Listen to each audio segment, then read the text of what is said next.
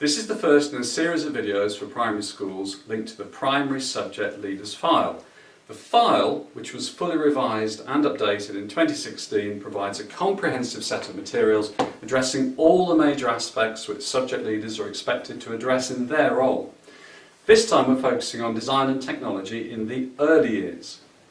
The statutory Early Years Foundation Stage Framework for England clearly identifies the role of design and technology. The subject is specifically named in the area of learning called Expressive Arts and Design, alongside art, music, movement, dance and role play. The early learning goals for expressive arts and design indicate what children should know, understand and be able to do by the end of the reception year.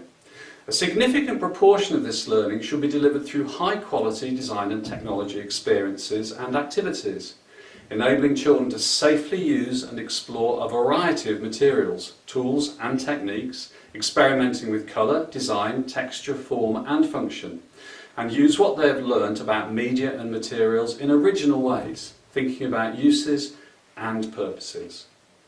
A key message about design and technology is that it makes an important contribution to young children's learning in all 7 areas of the EYFS framework. D&T also makes a very important contribution to the characteristics of learning specified in the EYFS framework: playing and exploring, active learning, and creating and thinking critically. Research from Professor Claire Benson at Birmingham City University found that early years practice generally places too little emphasis on children's appreciation and understanding of the designed and made world. Designally thinking is an approach which aims to ensure that children engage with the world in a genuinely design and technological way, whether they are investigating existing products, exploring the environment, or designing and making. When reviewing early years planning and practice, ensure that children have opportunities to think about user, who the products they are creating are for. For example, a coat for Teddy. Purpose, what task the products perform. For example, fruit drinks for a party. Function, how their own or others' products work. For example, a construction kit wall, strong and stable enough for Humpty. Aesthetics, the appearance, finish and texture of a product. For example, decorative effects used on a simple textiles bag. For a genuine D&T experience, children should also have opportunities to evaluate their own and existing products, generate, develop and communicate their ideas for products, plan and make products, and develop their knowledge and understanding. Within each area of learning, practice in D&T should be developmentally appropriate and matched to young children's needs and interests. Unlike Key Stage 1, it's not always necessary or desirable in the early years for children's investigation and evaluation of existing products to be followed by a design and make activity. Likewise, there may be occasions when children explore techniques, such as joining materials in a range of ways, without immediately using this learning to design and make a product. In addition, it's not appropriate for children in the EYFS to engage in a lengthy or overly complex design and make process. Children's learning in D&T should include planned, purposeful play and child-initiated and adult-led activities. They should have freedom to select media and materials from an appropriate range. Children should explore the simple working characteristics of materials, including food, textiles and construction materials.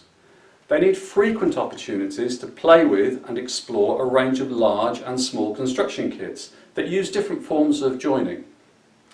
Construction kits should enable children to build towers, walls, frameworks, shell structures and wheeled vehicles. Designing is typically intuitive and children design as they make. Designing includes physically arranging and rearranging materials and components, and using spoken language to communicate what they're doing and have done. Designing should not necessarily entail drawing, but children may draw what they've made. Practical skills and techniques should be taught directly. Children need frequent opportunities to develop practical skills and techniques with a range of materials. Children need frequent opportunities to explore existing products. Encourage children to ask questions about who the products are for and what they do. Ask them to think about the materials that have been used and how the products have been made. Go on a hunt around the classroom for products of a similar type. For example, those made from textiles or have a strong structure. Explore the designed and made world outdoors. 4 charts are available from the Design and Technology Association to help identify opportunities for D&T in the early years.